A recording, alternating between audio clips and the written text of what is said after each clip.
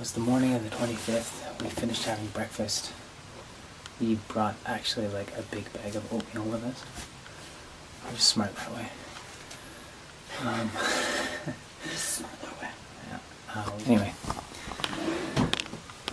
So yeah, we had oatmeal and there's a couple of French presses down in the kitchen, so we made some coffee. There's like a crap load of coffee and tea already here, even though I bought like a kilogram of coffee.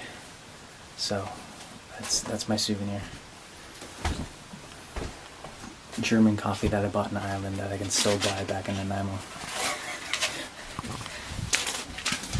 Incidentally, so this is what I bought, and that's actually also what was in the cupboard that we had made coffee with this morning. So. There you go, you had your German coffee. There we go. Now I don't even need to open it because I already know what it tastes like.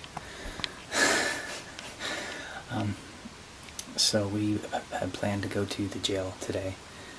Kilmainham jail? Yeah, like or gal. Kit. G-A-O-L. Well, apparently that's how they spell jail here. That's what I figured. Yeah. Spell Gaelic. Anyway, so we're going to do that, 9:30? Yep. Yeah, so we're going to do that at 9:30. We got up at 7. It's probably close to 8 now. And then we had actually planned after the tour is over at the jail that we're going to go for a quick run. We're supposed to weigh in today at 3:30 p.m. Well, a team meeting first. Yeah, team meeting at 3:30. And then weigh-ins maybe like 5 or something. That we have to hit. So I gotta make sure I don't fatten myself up too much in the next few hours. We are on our way to the jail. Rachel was commenting on how she enjoys the Irish radio here and the terminology and the metaphors they use. Squidgy! Like squidgy and ding dong. There's a lot of ding dong going on. Actually, that was an English guy talking on the radio, so maybe they don't say it that much here in Ireland. So I'll concur. It's pretty humorous, the Irish radio. DJs are pretty funny. It's more so just a cultural, the difference in our cultures. That's why it's funny. I just like the word squidgy. Yeah. Funny words. I think that's slightly racist. Squidgy is? Isn't it just like squishy? Just being amused at the way they talk. Oh.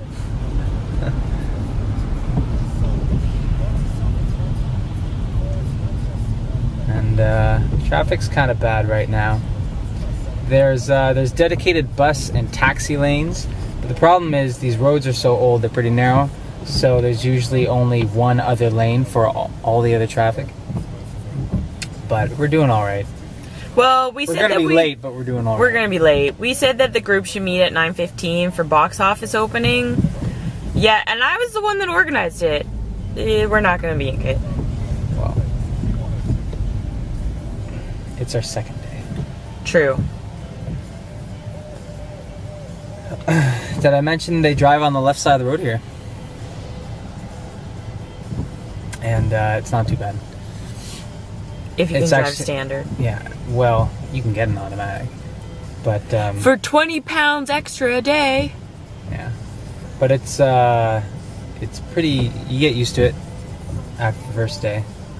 I would say that the bigger hurdle is just getting used to the way everyone talks to each other on the road. So being able to predict all the other,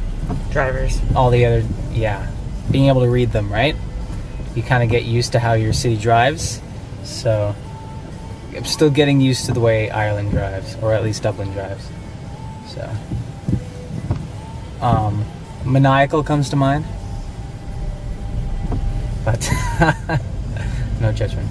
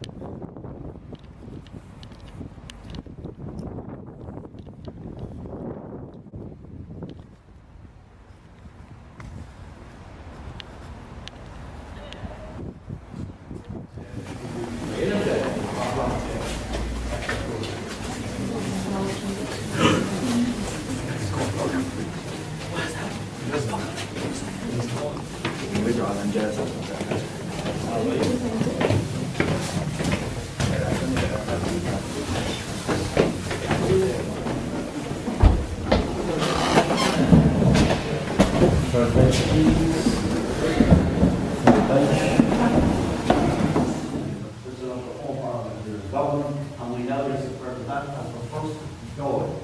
Doyle, that's an Irish word, it's a Gaelic word, spelled D-A-I-L. Not to be confused with the Irish surname, D-O-Y-L-E, very simple pronunciation.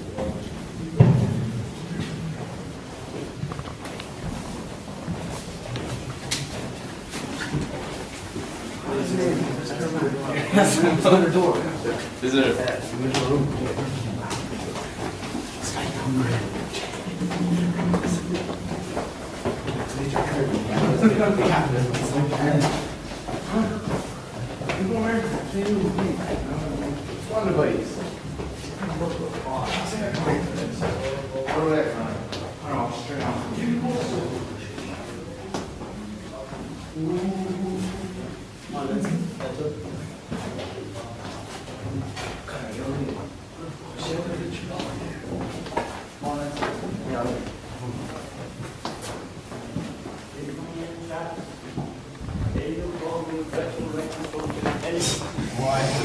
Specimens of humanity.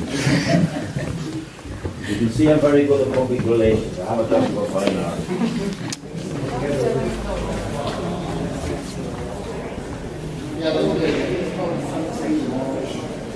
That's great.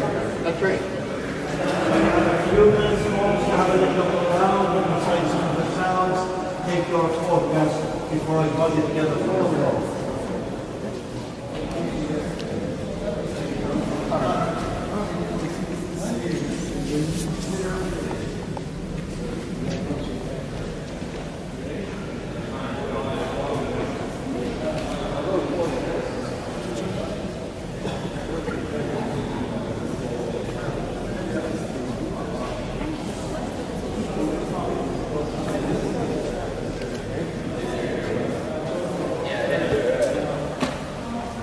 They're not. He's on zero.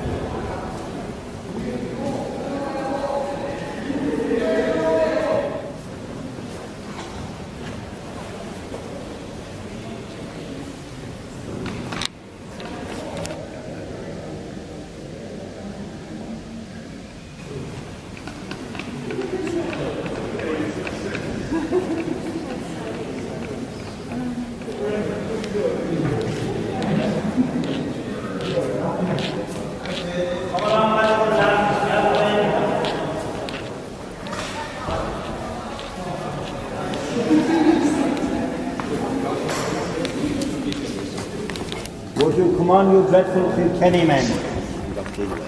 Most notorious escape was early in the jail's history. A jailer didn't lock a door. 9 guys went walkabouts. 4 were recaptured. 5 got clean away. Never seen or heard tell of again. And the jailer, he lost his job. Now some people say the jailer forgot to lock the door. Some people say the jailer forgot to lock the door. We don't. Okay, so yard behind me here. This was a place of exercise for children held in Kilmainham jail. Same deal for the children as for the adults. If they weren't doing labour outside the cells, could spend long periods of time being locked up, then be let up for purposes of religion, purposes of exercise. Adult or child exercise 1 hour per day. So what you have in this yard, girls walking around in a circle, one behind the other, anti-clockwise direction boys, wider circle outside that, clockwise direction, like the adults. Children not allowed to talk to each other like the adults. It was forbidden for the children even to make eye contact. At all times, eyes were to be submissively downcast, looking at the feet. Just to give you some examples, and this young man here, you're about, what, 12 years of age? 11. 11, okay, right. But this gentleman could easily have been a prisoner in here. Winter of 1839, little girl, 8 years of age, Alicia Kelly, stole a cloak from a lady to keep herself warm for this crime. The child was put in here for 5 months. A few years later, when she was 11, she again was found guilty of an act of theft, but this time meant Alicia Kelly was a repeat offender. and repeat offenders were not looked upon kindly. At 11 years of age, she was transported from this country to Australia as a convict. And early last year I was doing the tour, and I always mention Alicia Kelly on my tours. I've just done so. A lady stepped forward. She was Australian, direct descendant of Alicia Kelly, 6 generations down. There and then on the spot she produced this sheaf of papers to me, showing me the line of descent, and indeed a lot more information besides. I was absolutely dumbfounded what I was looking at. Then there was a young English boy, 13 years of age, came from Newcastle in the northeast of England. He was found guilty of having stolen money while in Ireland and was given a sentence of 6 months hard labour, but with the added proviso that during his period of imprisonment, whenever medically fit to receive it, he was to be whipped, he was to be flogged, and of course anybody in jail who was whipped, if the skin was broken by that process, then immediately after the whipping to prevent infection, they rubbed in salt. So please follow me, we'll move on.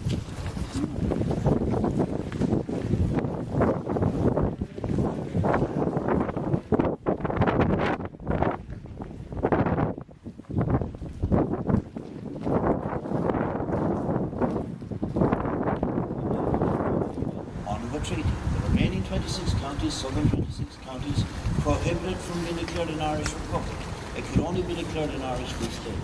Now, getting Free State status, we give the Irish in the southern part of the country significant levels of autonomy, but it was still a lesser status than that of a republic. It was dominion status, such as that of Canada or Australia. Not until 1949 did the southern part of Ireland declare itself to be a republic, and at that point, under the treaty, anybody entering this new parliament, the Irish Free State Parliament, they were obliged to swear an oath of allegiance to the British monarch. Those who refused were then not allowed to take up their seats in that parliament. Under the treaty, Britain obtained 3 deep-water ports in the southern part of Ireland to use as bases for their Royal Navy, and these then became known as the treaty ports. But in 1938, Britain handed these 3 treaty ports into the control of the Irish Free State Government. None of the Irish liked the deal on that. None of them liked it, but some of them felt half an off, maybe better than no kind of no. Michael Collins argued, he said, okay, this treaty is not giving us the full freedom for which we've been fighting, but it's a stepping stone to that freedom. And it's the most freedom we've had in 750 years of occupation. Be pragmatic, take what's on offer while it's on offer.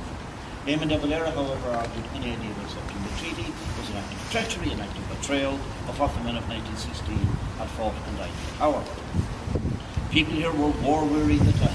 A majority favored accepting the treaty. They then went on to form the new Irish Free State government. But then the other side, the de Valera side, they then became known as the Republicans. They wouldn't accept this either. And if you like, started to operate.